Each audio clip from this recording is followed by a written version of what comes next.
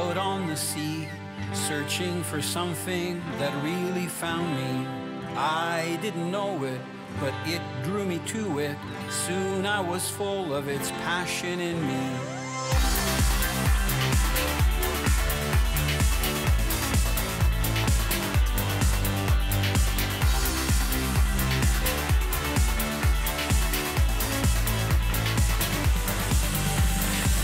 I'm Italo Labignan. 40 years I've fished the world and have learned it's not just about catching the fish, the size of the fish, or the numbers. It's about appreciating every sunrise and sunset, the smell of the sea, savoring the culture and the fish with friends. Here's the catch. It's the total experience. Presented by Bear Reels, versatile, precision, handcrafted hybrid center pins. Seabreeze boats, tame the oceans. Raymarine Electronics. Raymarine, simply superior.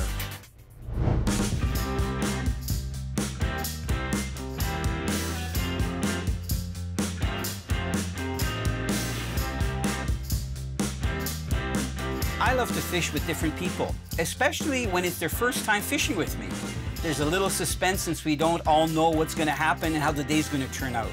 Today, my guest is Roland Lavoie and his brother Mark, who's along more to watch our antics than to fish. Roland loves to fish and just returned from Los Cabos, Mexico, where he landed a trophy marlin. His excuse to fish with me started with a planned trip to Florida to pick up a replica of his trophy. Roland has developed a unique docking tool called the EzeDocker, which is invaluable if you're a boater or angler. Our plan is to use the 23-foot Seabreeze and head out about 13 miles into the Gulf of Mexico and try for some Spanish mackerel.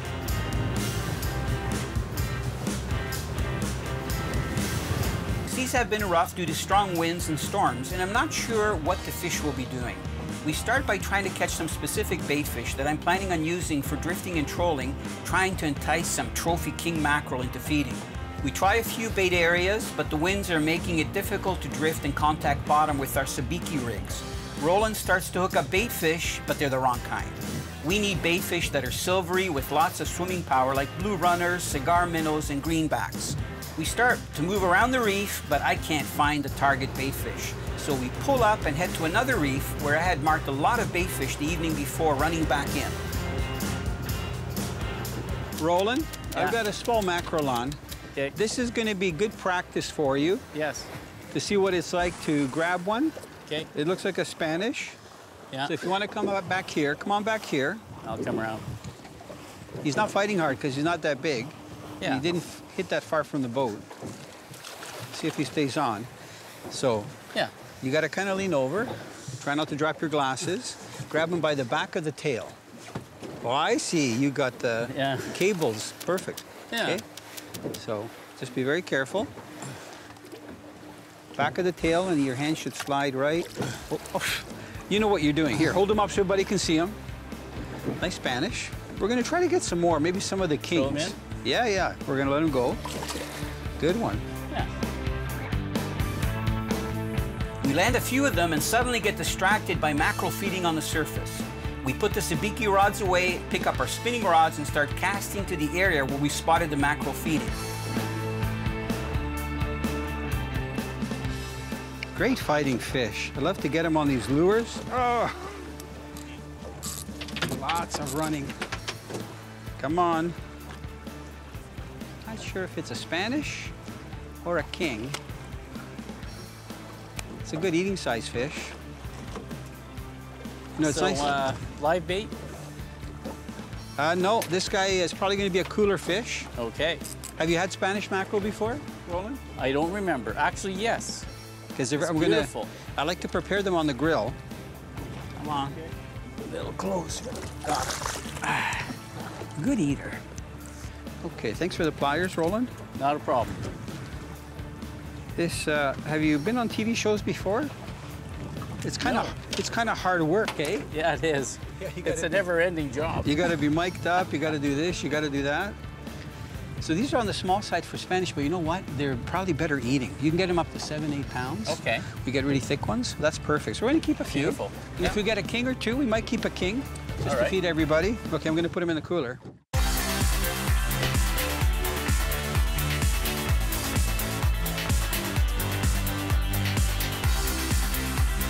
feeding frenzies on the surface are usually fast and furious, and then as fast as they start, they stop. We don't see the feeding fish anymore, but continue to cast in all directions, working our lures fast just below the surface. That was interesting. We were just moving from point A to point B. We thought we'd leave our lures out because these mackerel can be free swimming all over the place. And guess what? We got one. Actually, we were just having a bite to eat. I was going into the cooler bag because it can be a long day out on the water. You got to have refreshments, drink lots of water. It's got tons of energy. I think only one hook in the mouth. Come here. You're going to be flipped in. I'm not going to handle you. You're going to fall off or you're going to come in. He's coming in. There you go. Beautiful fish. Looks like he wants to give you a nice kiss. You know what? We've got 4 or 5 already. I'm going to let this guy go.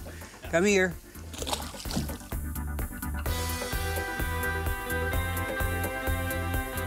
Bingo! I start to hook up on eating-sized Spanish mackerel. We were hoping for king mackerel, but we'll settle for Spanish. They provide fast action, and I want Roland to experience how well they strike, fight, and taste. I'm going to come over there to give you a hand. You keep them in the water, okay? Yeah. Watch out for those big barracuda and cobia that want to grab it. I think so.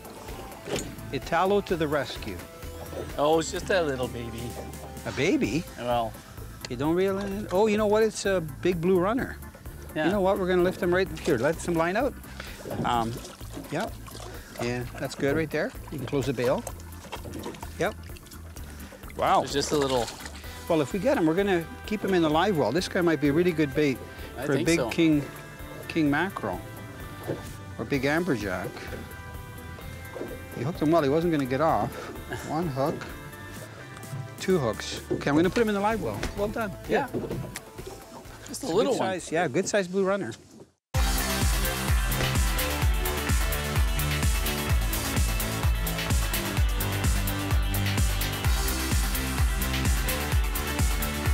We both cast shiny lures and reeled them in as fast as we can, trying to imitate bait fish that are swimming as fast as they can to get away from their predators. Come on. Ooh. Oh, I saw it jump way out there. It's got to be about 150 yards out. Come on. It's coming right at us. What do we have? Looks like a nice mackerel, Roland. Yeah, absolutely. Tons of energy on light line. I love catching these things. We got so much power. Yes. And see, we've been talking, this is good. The fish has settled down. Because when I know that when I lift this guy in the boat, he's going to be all over the place, unless he falls off. And if he falls off, that's okay. Yeah. Come on. You going to come in the I have boat? your rod. Look at, he's just on by 1 hook. Aren't they gorgeous? Yeah, beautiful. There's nice spots on the side. Yes. And they come through here in high numbers. I mean, they're all over the coast, but here in the Gulf of Mexico, they come through and they just follow the bait fish. And they just beat up on them. Huh. And you can see the teeth that they have, right? Look at those teeth. Oh, my God. Very sharp teeth, even for a small fish. That's only about a maybe 2 or 3 pound mackerel. Yes. Lots of teeth. Yeah, you don't want to get your hands in there, so it's always good to have pliers. I wonder where our I see them up there. Would you mind grabbing them? Here, you know what? I can grab them here. Okay. I'm mobile. Because I was going to use my hands, but you know what? When they still have some head shakes in them, there. It's going to be safe over there. You got to be careful. Nice eating size Spanish. Lots of fun to get. You know, the nice thing about getting these Spanish mackerel, sometimes they come right inshore. You can get them right off the beach and off the piers. So very easy fish to get, and they are delicious, especially this size. I can't wait for you to enjoy them on the grill mat. You're going to see how good they are. Okay, in the cooler, baby.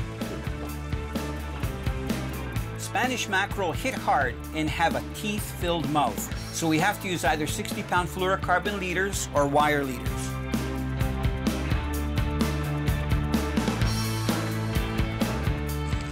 Nice, Italo. Look at, man, it's coming right at us, head shaking, rolling. Come on, get another one on. Let's get a double header.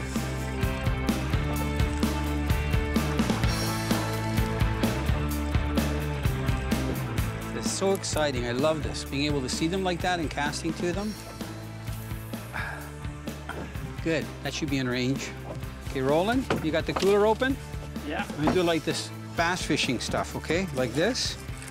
And I'm gonna drop him in the cooler. If you don't mind getting the hook out, that way if he starts bleeding, you can just put your rod down. Yeah, I've got a hold of it. You just be careful if he head shakes, okay? Yeah. Watch those trebles. Closed captioning brought to you by Leguano, natural barefoot technology for every adventure.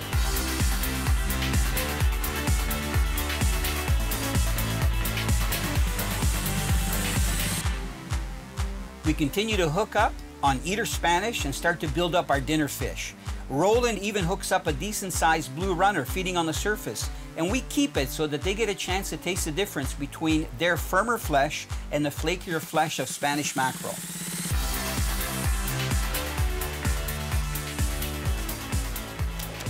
Their blue runner, I just saw about 15 going after Roland's. They're small. There we go.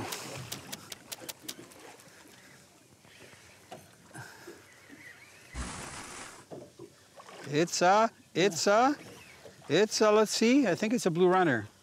Big blue runner. Can you flip them right up like those bass guys on TV? Yeah. Okay, try it. Good one. Aren't they beautiful? Yep. We have fun casting and hooking up on the mackerel when we start to have our fish attacked by feeding cobia and barracuda. One cobia comes up and takes one of our mackerel right by the boat, and a barracuda's right behind, and it grabs our lure. This just upped the fight on light gear. Roland, no place to be. I know. know. A fish swimming around. Yes. You could get your rear end bit off. You know what I'm talking about? Now, is this one of the fish you'd keep? Oh yeah, barracuda are delicious eating. This one is a bigger one. We usually keep the ones under 10 pounds. Okay. They're a really nice white meat. I think the seas are slowly coming. Oh boy. How is he wrapped up in the line here? Oh. Now, this is going to be interesting. I see the leader. Yeah. Oh, he rolled in it. This is going to be very interesting. Roland, if you can hold the rod, but don't keep your hands off the reel. Yeah. Because this fish might take a lunge. This is going to be very interesting here. I don't know if I can do it. I always get into these predicaments, you know, with these big fish. You watch out, because I'm going to bring him in. If he starts flopping around, we got to watch those teeth. Ooh, I'd say he's over 4 feet. Yeah. I got to get that lure back. Okay. Yeah. Oh no, he's hooked right in the side of the mouth. I thought he had slipped and hooked underneath. Come on. There, and the other one's tagged over here. You know what? I'm impressed with these lures, Roland. They're pretty strong. Yes. To actually not have fallen apart.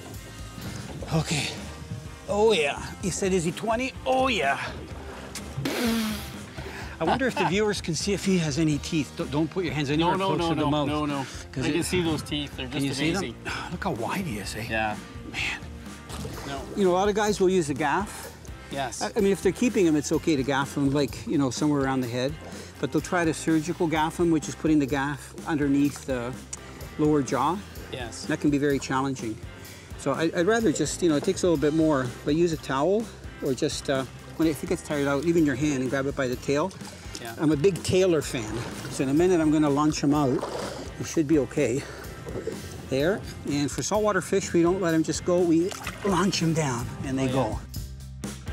The Cuda turns out to be about 4 feet long, weighing around 20 pounds. We land it, take some shots, revive it, and release it. I check with the boys, and they're ready to hit back. We make a quick pit stop, though, for fueling and to test Roland's EzeDocker. You know, we've had some great fishing, and we're coming in to fuel up so that we're ready for tomorrow. And I just want to tell you about what Roland has created. This is it right here. It's called EzeDocker. It's a really neat device that you can dock your boat and actually make your own eye bolt, even if there isn't one on a dock. So look, it retracts back. So it comes in this diameter and also a narrower one. Watch the way it works. I just take it and I put it in the actual slot, push it down, turn it, and it's locked in there. It's not going anywhere. So on this particular dock, they actually have the piles with ropes. But many docks that I go to, they don't have that. It's just the planks. So it's really nice to be able to do that. And then, of course, you shorten or lengthen your lead as you need it to. I think it works really well. Roland already attached the front part, so we got the boat secure. Now we can get gas and fuel up.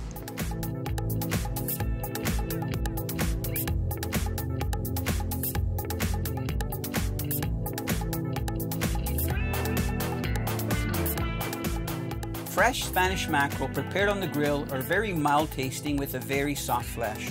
If you freeze them, because of their oils, they can taste stronger, but fresh, they are excellent. The first thing I do is take a sharp fillet knife and remove the fins from the fish.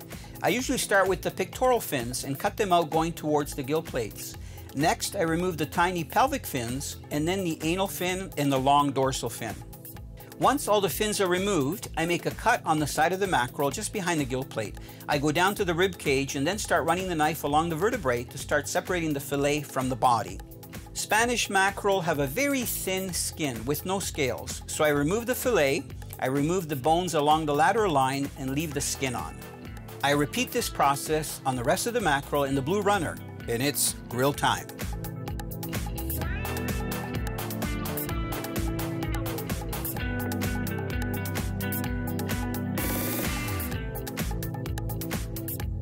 I'm doing up a few Spanish mackerel, so I'll be using a couple of grill mats. I really appreciate using the mats since they don't allow the fish to stick to the grill and also keep the fish moist as it's cooking so that you maximize the seasoning and juices flavor.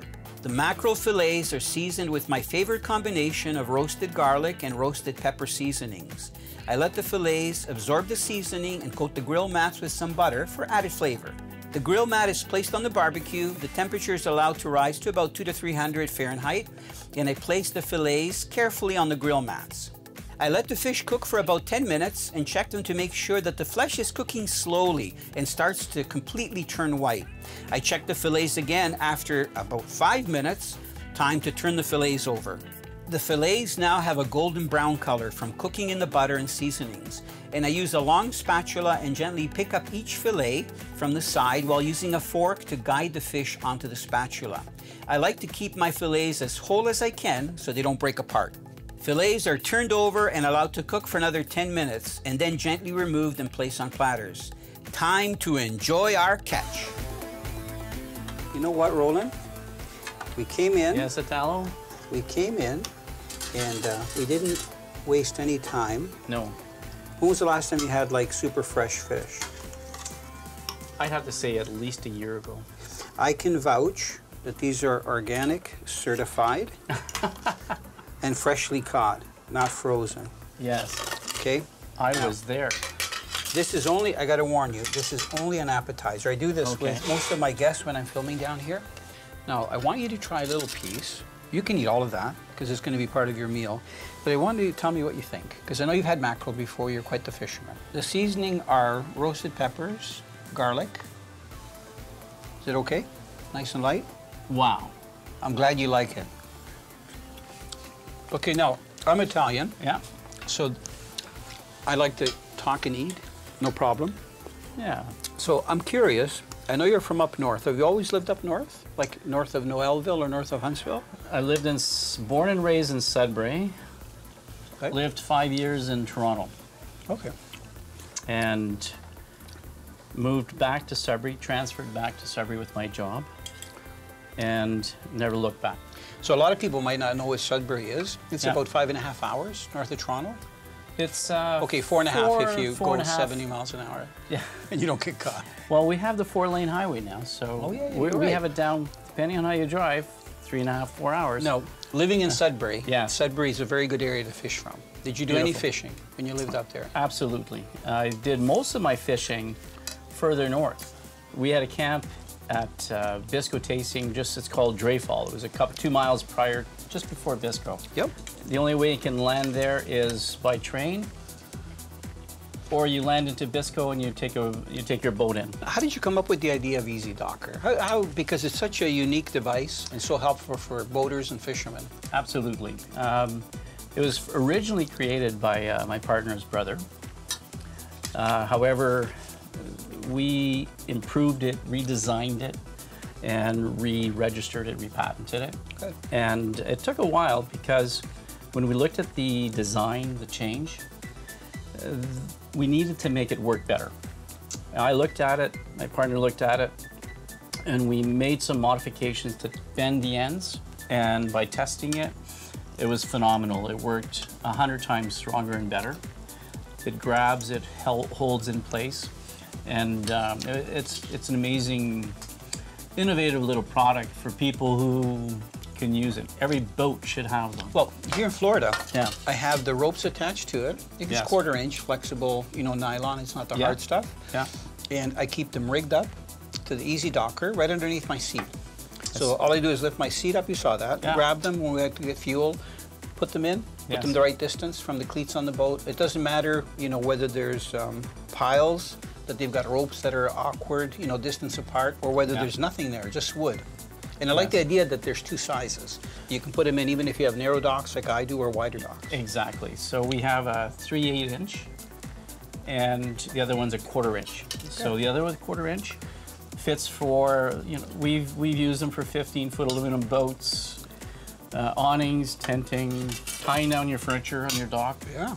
You know, every night I wash my cooler out when I get fish, of course, right? Yeah. And I put it upside down and I leave it beside the dock.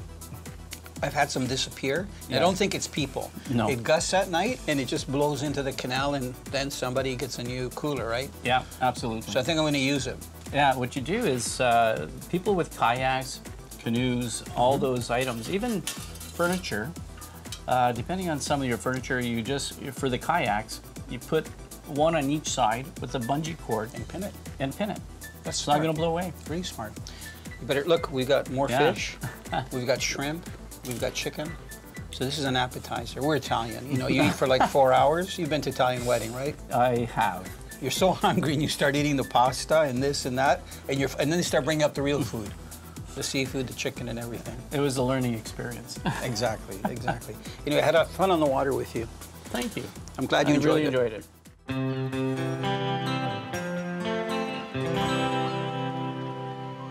One day I wandered out on the sea, searching for something that really found me.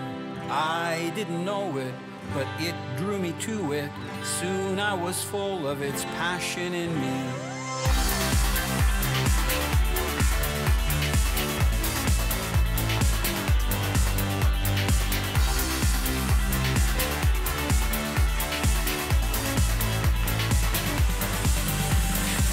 I'm Italo Labignan. 40 years I've fished the world and have learned it's not just about catching the fish, the size of the fish, or the numbers. It's about appreciating every sunrise and sunset, the smell of the sea, savoring the culture and the fish with friends. Here's the catch. It's the total experience. Presented by Bear Reels, versatile, precision, handcrafted hybrid center pins. Seabreeze boats, tame the oceans. Raymarine Electronics. Raymarine, simply superior.